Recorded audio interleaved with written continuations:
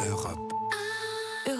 L'international, François Clemenceau, le président de la République, arrive au Qatar ce matin. C'est l'occasion de signer des contrats, mais aussi de montrer que la France n'est l'otage de personne au Moyen-Orient. Et c'est d'ailleurs lié. Vous savez que depuis son arrivée à l'Elysée, Emmanuel Macron a voulu rompre dans le Golfe avec les pratiques de ses prédécesseurs. L'un avait privilégié le Qatar, c'est Nicolas Sarkozy, l'autre plutôt l'Arabie Saoudite, c'est François Hollande. Emmanuel Macron, lui, a d'abord essayé de se mettre au mieux avec le prince héritier des Émirats Arabes Unis.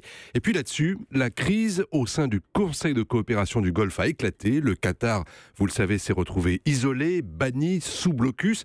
La France a proposé de jouer les médiateurs, mais sans préjuger du rôle du Koweït, qui a accepté par les deux camps en présence.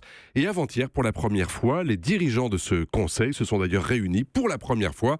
Ils se parlent et c'est déjà ça. Et dites-moi, dans cette guerre d'influence, que cherche Emmanuel Macron ? Il cherche à montrer qu'il récuse la diplomatie binaire, où il y aurait d'un côté les gentils et de l'autre les méchants. La France, en fait, n'apprécie pas le soutien du Qatar à l'islam politique en général, aux frères musulmans en particulier, aux milices salafistes comme ce fut le cas en Libye, mais elle n'accepte pas non plus que l'Arabie Saoudite soit le seul juge en la matière, d'autant que son wahhabisme a servi de caution à nombre de mouvements extrémistes au Proche-Orient et en Afrique. Pour Emmanuel Macron, il serait tout aussi dommage maintenant que ce conflit dans le Golfe s'envenime dans une autre surenchère contre Israël, cette fois suite au discours de Donald Trump sur Jérusalem, le Qatar, l'Iran et la Turquie étant les plus déchaînés dans leurs attaques contre Israël.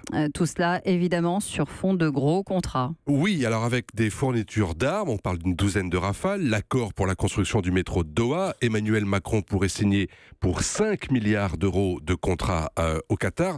Il faut parler à tout le monde dans le Golfe, dit-il, et c'est vrai que ça permet de ne se fâcher avec personne. Certains trouvent cela cynique, d'autres estiment que la France aurait tort de choisir son camp. Emmanuel Macron se rendra d'ailleurs d'ici le printemps à Téhéran pour condamner l'hégémonisme de l'Iran dans la région, notamment au Liban, et tout en offrant pour la France un statut d'alternative face aux États-Unis, dont le président Trump, lui, a très clairement choisi son camp, c'est l'Arabie et ses alliés. Europe 1.